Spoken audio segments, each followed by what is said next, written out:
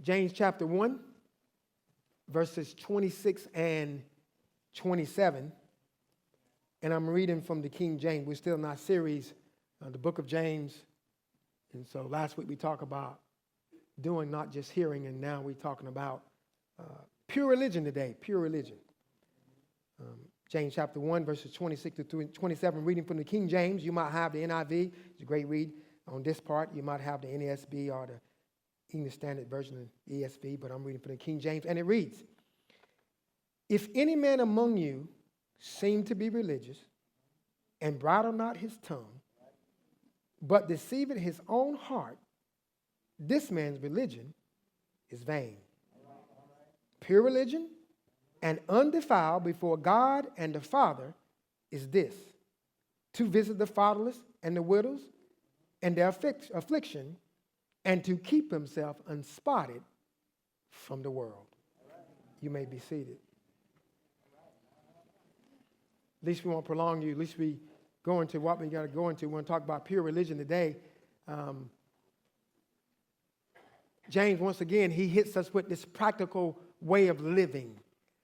James lets us know that a lot of us need to practice what we preach. All right. James is sincere. James is matter of fact. James doesn't hold anything back. James saying, listen, I know it looks good sometimes, but everything that looks good is not always good.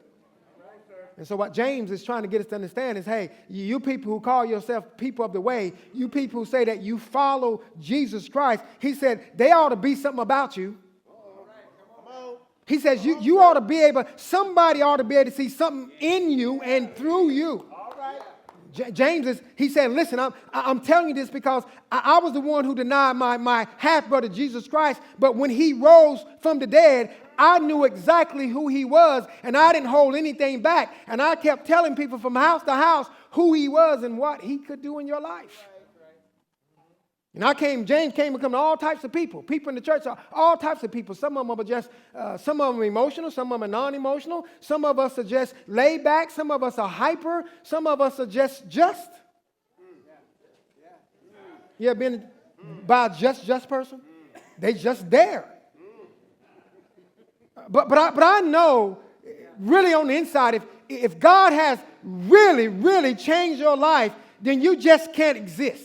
You just can't lay there. You just can't sit there. You just can't. You have to do something for God. You have to share something about what God has done. You just can't sit. And just what James is saying, too many times we just exist. And he says, no, you ought to be existing because you know who calls you to exist and who gave you new life. And now James is saying, you got to get with it now. He says, you got to be on fire now.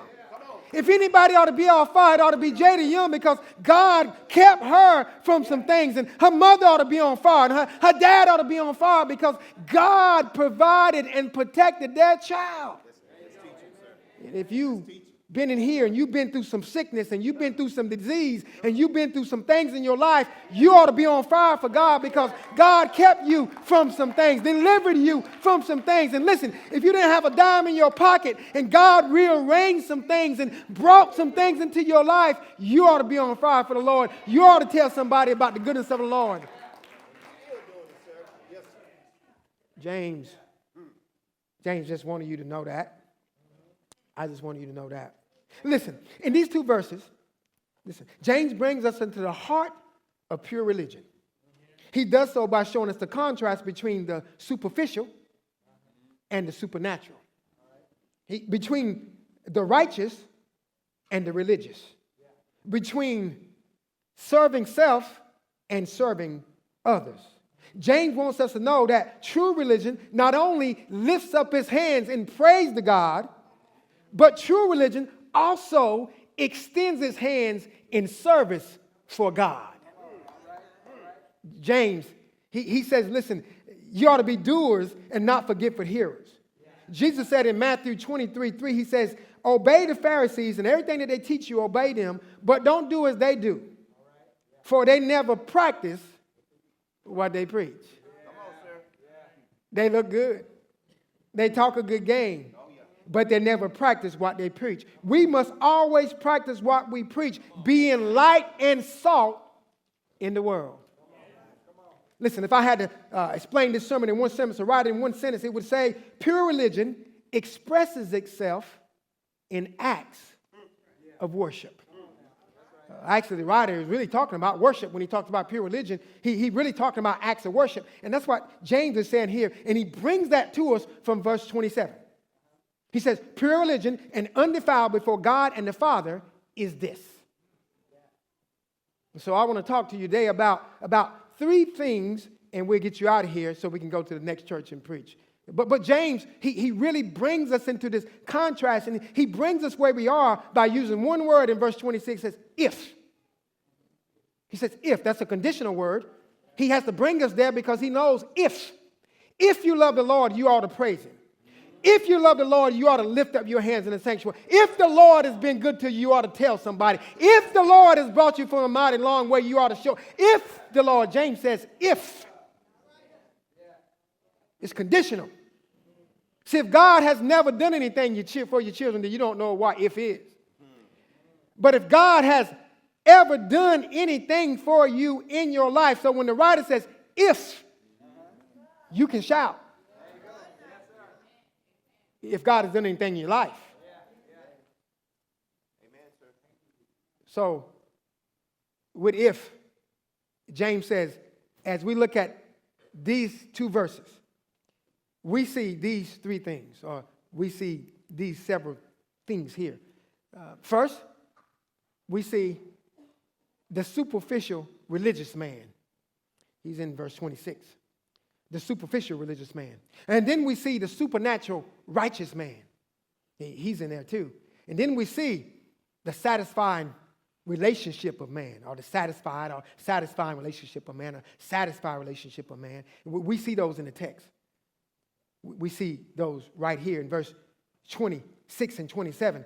If any man among you seem to be religious and bridle not his tongue,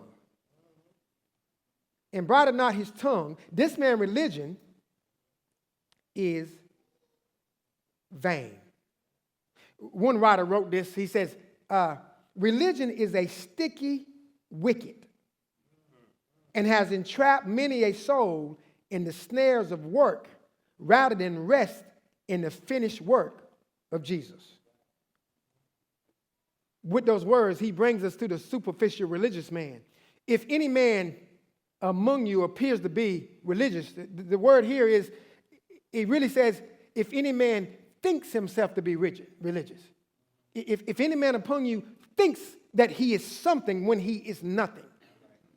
That's what James is saying. He said this is a superficial religious man, and James tells us all about him. First, James says he's outwardly impressive.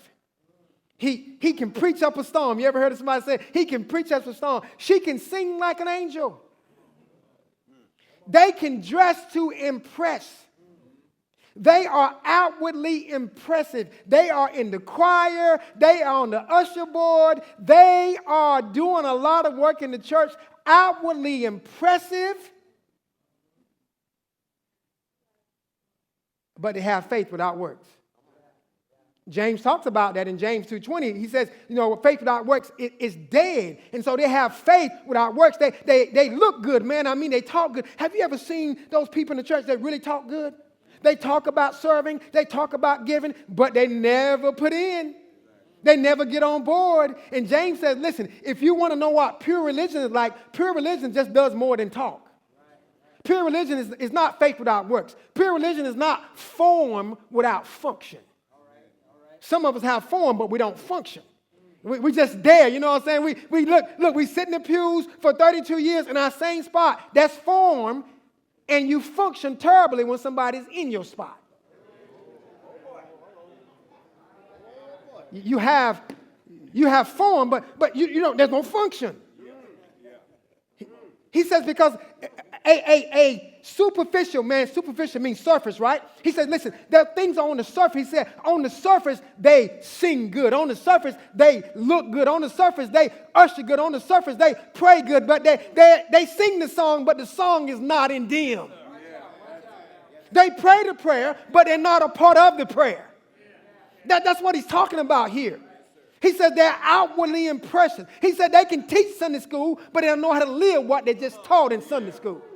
That's what James is saying now. James is saying, but pure religion is not just superficial. James is not belittling anybody. James is putting it why. He said, like J. Vernon McGee, this is where the rubber meets the road. In other words, J. Vernon McGee said also that James take the cookie jar with the cookies in it, put it on the bottom shelf so the kids can get it. In other words, he makes it plain. He said there are a lot of superficial people in the church. They love the Lord, they praise the Lord, but they don't really know how to serve the Lord. Oh, that's tough, man. Oh, boy. Yes, sir. Man, when I was looking at this right here, and I was talking about outward impressive, and I said, man, I got to go visit some people at the hospital, and I got to go get some people at the nursing home, because this word convicted me. Listen, when I'm preaching and teaching to you, it's convict me first. So I went over there, I said, Sister Hatcher, how are you doing? And we talked for an hour. And my wife said, the reason why it convicted you because you know you were wrong. I couldn't argue with her. I could argue with her, but not the word. So I didn't argue with neither. You see, we have to be careful about appearing and looking and acting, but not doing. It's easy to criticize what's going on in the church when you're not serving in the church. It's easy to do those things. Listen, I'm not trying to make you mad at me. James is telling me to tell y'all all of this. So if you get mad, go to the book of James, the half-brother of the Lord, and tell him you don't like him. Oh, by the way, he's in heaven praising the Lord, so he won't even mind. He says they are outwardly impressive, faith without works, form without function. Not only the superficial religious man, that's what religious here means. They're different ones, two different words for religion. Religious and the religion in the next one, but here it means just superficial. Surface. They are outwardly impressive, but they are inwardly impoverished. Outwardly impressive, but inwardly impoverished. Look what the text says. He says, if any man among you appear or thinks himself to be, thinks. In other words, he's inwardly impoverished because he thinks more highly of himself than he ought to think. You see, you've seen him, man. We walk around the church, man. We proud as NBC, proud as a peacock. We think more highly of ourselves. We think we're the best teacher on this side of heaven. Listen, you just know a little something. That's all you know. We think we're the best preacher. We think we're the best prayer. We think we're the best singer. Listen, if you think that, you ought to give God the praise and honor and glory that he gave you the gift to preach, to teach, to sing, to pray. He thinks more highly of himself than he ought to think. And listen, he thinks so much he can't even control his own tongue. That's what the Bible says there. It says, listen, this superficial man, he can what? He can't control his speech. He can teach well. He can sing well. She can shout well. She can praise well. But she's still talking about people in the church. That's what it says in the text. He says, if you don't know how to bridle your own tongue, here's the picture. It's a horse in a race, and you put the bit in the horse's mouth, and you hold him back. He said, listen, put a bit in your own mouth and hold your own tongue back. That's what he's saying. That's what he says in the text. He says, if you don't know how to curb your speech, if you don't know how to restrain yourself, he said, listen, you're just outwardly impressive, but inwardly you are impoverished. Matter of fact, Jesus said they're walking around like white sepulchres, but inside they're full of dead men's bones. Wow. Yeah. He really gives it to us, right? He really hits us in the face with it. He says, listen, you got to have something on the inside that when it shows up on the outside and things don't go your way, you can still have joy. Don't you know you can have joy if you have something on the inside? But the superficial Christian or the religious man, he's impoverished on the inside. Thinking more highly of himself than he ought to think. Can't control his speech. Runs around telling everything that he or she hears. Gossip in the church. Wow. Destroying the unity of the church. Sister so-and-so said, I hurt my foot. By the time it get over here, Sister so-and-so is on the hunt. See, now, she hurt her foot, now she on the hunt. Watch out for your husbands in the church. Dang, Sister so-and-so ain't say, see how gossip gets in the church? You can't control your tongue. Listen, you're singing and praising God in one breath. In the next breath, you're talking about your sister in the row beside you, talking about her dress. If you don't like her dress, don't look at it. If you don't like his suit, don't look at it. But if you've been redeemed, you ought to thank God for her dress. You ought to thank God for that sister sitting beside you. If you've been redeemed, you ought to say, Lord, I don't know what's going on with her, but praise her anyway. Bless her anyway if you've been redeemed.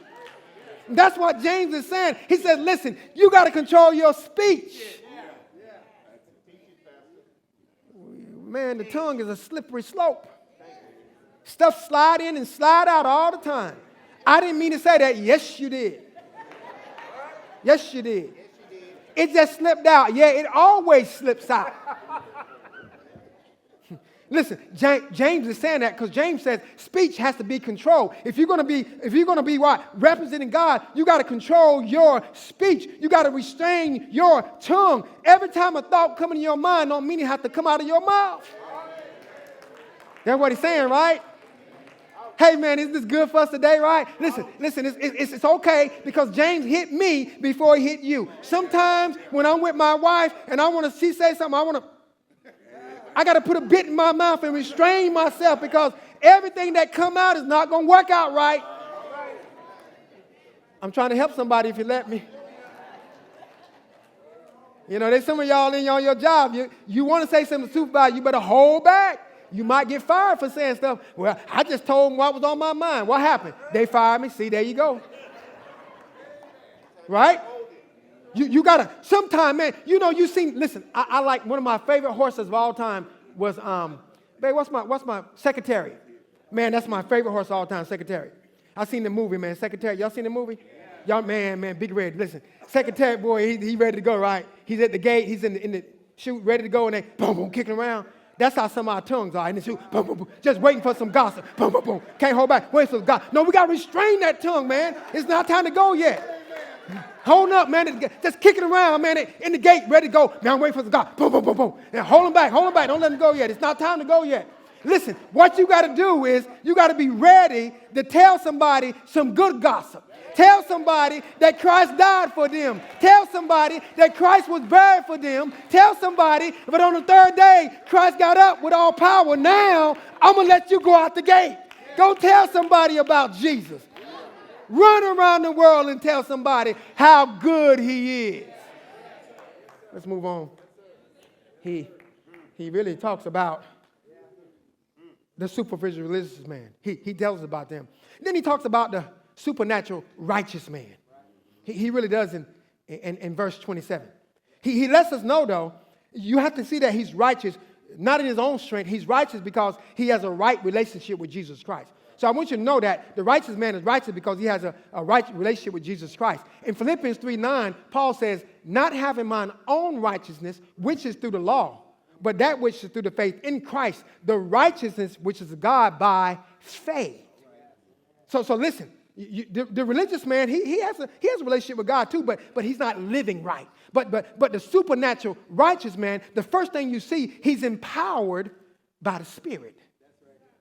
You said that's not in it. It is because he says he's pure before God and the Father. And the only way you can be pure before God and the Father is have the right relationship with Jesus Christ. And so therefore, in this relationship, you are indwelt by the Spirit. And if you're indwelt by the Spirit, then you can be empowered to live the right life.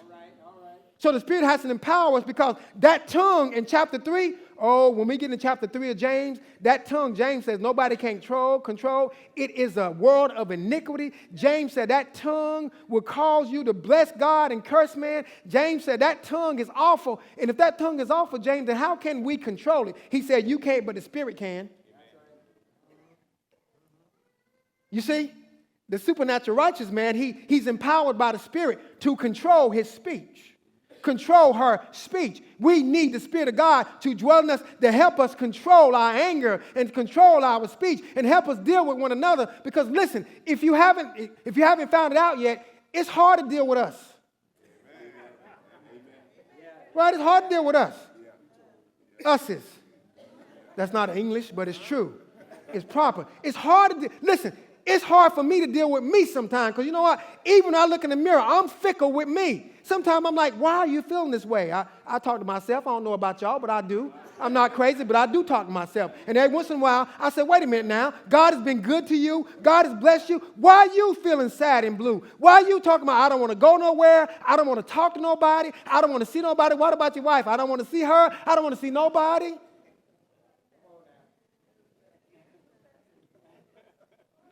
And I need the Spirit of God to empower me, to enlighten me, and let me know that it's not all about me. I need the Spirit of God to let me know that it's bigger than me. See, church membership is bigger than you and I. It's about Jesus Christ. But the Spirit of God, He empowers the supernatural man so that he might serve God. So he might serve God. Without that empowerment, man, we couldn't serve God. We'll all be sitting in the pews looking at one another, but the Spirit of God works on the inside so that we can glorify God on the outside as we serve God in this place.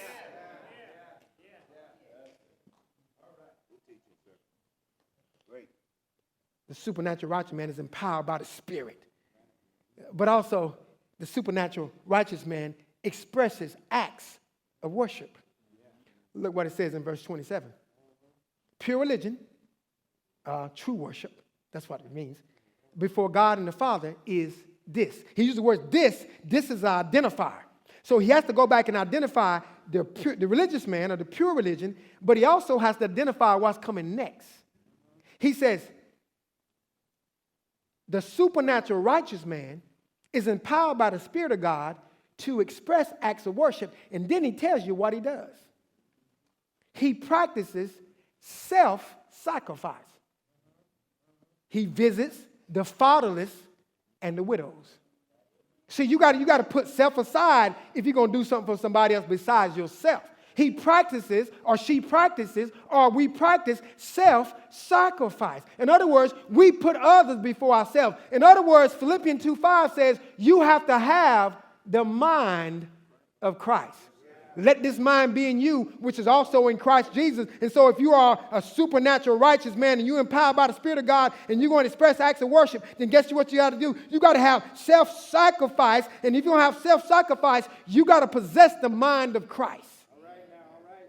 You got to possess the mind of Christ. You got to look on the things of others more so than on your own things. When somebody get blessed in the church, don't be wishing it was you. Just be thankful. And when God sees that you're thankful, He might come and bless your neighborhood. He might come and bless your address. He might come and bless your pew. All you got to do is just be thankful when God blesses somebody else. Listen, don't hold back your praise for somebody else. You know how it is when God blessed us. Oh, God blessed me today. Let me tell you. But when God blessed somebody, say, yeah, they got blessed. No, you ought to be excited when somebody is blessed. Because if you're going to be a functioning church member, then you have to be excited even if the blessing don't come to you. For the Bible says, rejoice with those that rejoice. So if God is blessing somebody else, and if they are rejoicing, you ought to rejoice. Lord, you blessed them. I'm rejoicing because you said so, but I know my blessing is on the way. And if I don't get another blessing to next year, oh, thank you for the one I already got. I'm rejoicing now. I'm thanking God now. I'm not holding back. Why? I'm a functioning church member. I'm grateful that God has blessed you, because the same God that blessed you, He can bless me. You see, he talks about this acts of worship. The first thing that he does, he practices self-sacrifice. And then the next thing he does, he practices separation from the world. He said you got to keep yourself unspotted or unstained from the world. That's what he's talking about, this righteous man. He expresses acts of worship. In other words, he practiced self-sacrifice, and then he practiced self-restraint. You got to be in the world, but not of the world. You got to be able to tell people, yes, I'm on fire for Christ. I'm going to live here, but I'm not going to act like you. There's some people in your neighborhood that you don't like to act like, right? But you're still in the neighborhood. There's some people on your job that you don't curse like. You don't do all those things that they do, but you're still working on the job. So listen, we can do it, right? Because we do it all. We do it on our job. We do it in our neighborhoods. Listen, there's some people in the city. You ever been to the store with a person, listen, this is a true story. Have you ever been to the restaurant and people in the restaurant, the server can't get nothing right? We was at the restaurant and it was embarrassing because the person was with us. And the server couldn't get nothing right. Every time he brought something back, we finally said, listen. Man, come on, man. Just leave. It's okay. Don't, you have to be careful, man. I mean, people just can't restrain themselves. They're just like the world. We Christians go into the restaurant and they dog out the server, and you better not make the server mad, because he's gonna go talk to the chef. And I don't know what the chef is doing in the back. So listen, when the server comes out, is that good? Yes, ma'am. I don't care if it wasn't good. But we have to learn how to keep ourselves unspotted from the world. We can't talk like the world. We can't walk like the world. We have to be different from the world. We have to be light and salt in this world. Christ is looking for the righteous man, the righteous woman to stand up and let somebody know that they belong to Jesus.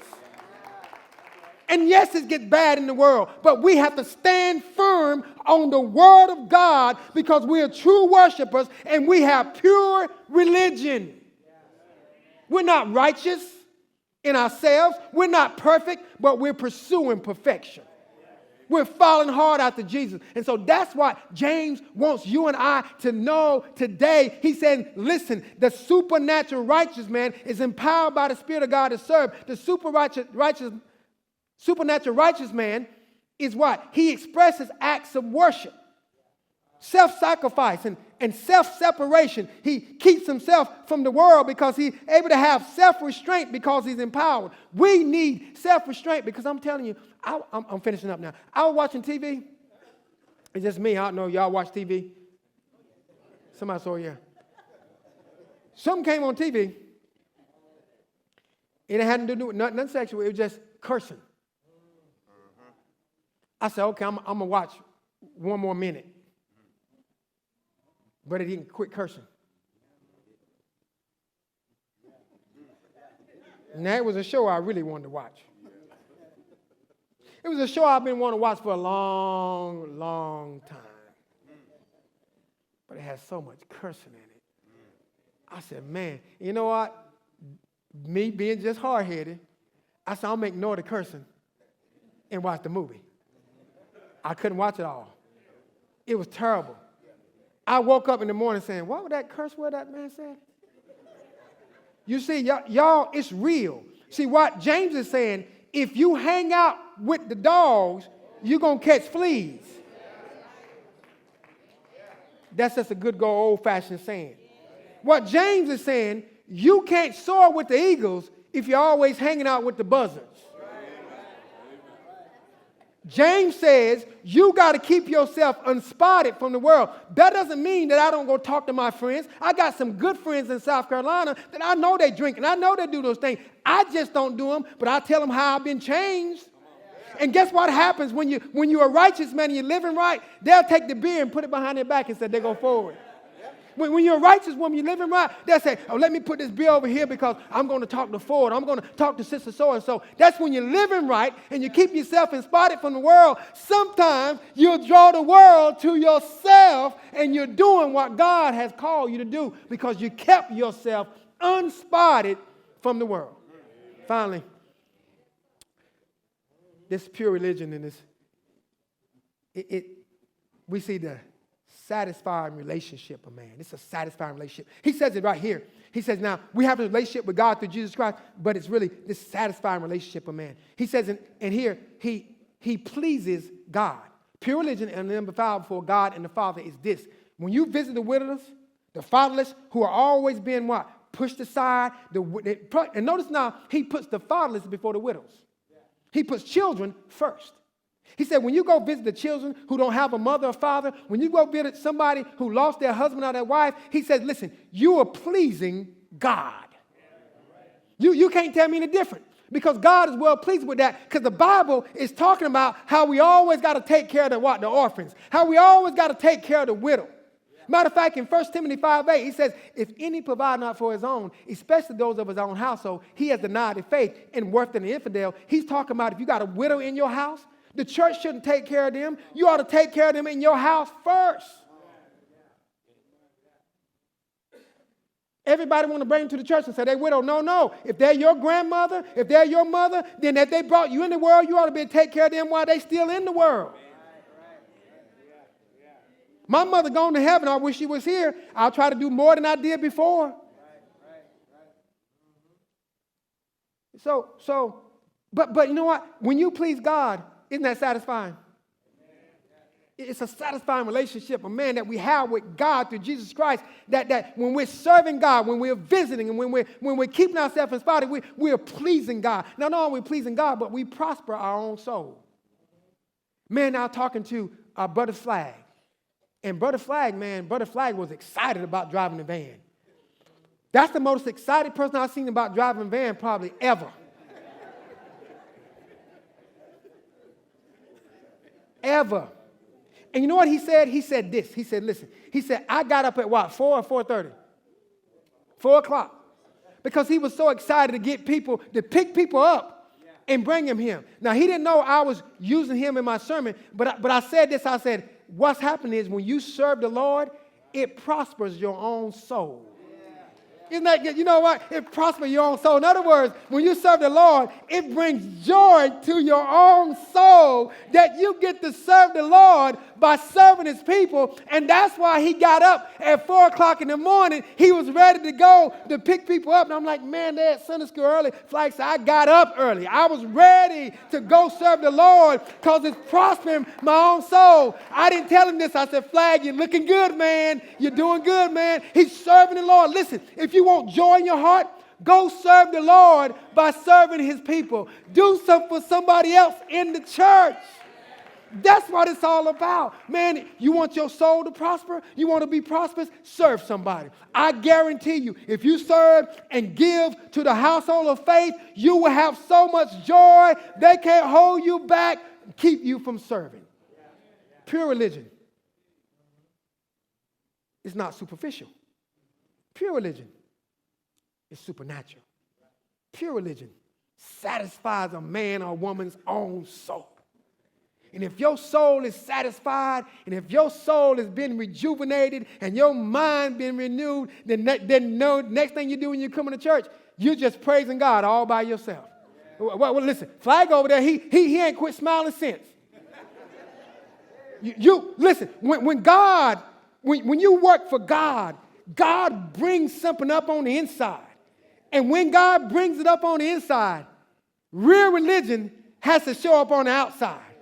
I might be crying. Why are you crying? Because I was able to go and serve Sister So-and-so, and I thought I was helping her, but Sister Hatchett helped me. I said, Sister Hatchett, thank you for building this, laying this foundation. She said, oh, no, Pastor, thank you for keeping it going. See, she gave me some encouragement. You see what happens when you serve somebody else? They end up picking you up, and something on the inside comes out of the outside, and you just can't hold it. I want you to know pure religion is satisfied when it serves the Lord by serving his people. Somebody ought to get into the church and start working in the ministry and watch what God will do in your life. Your life might not be feeling going right now, but serve the Lord. Join a church. Join this church. And do what God has called you to do. And guess what the Lord will do? He will richly, richly, richly bless you. Amen.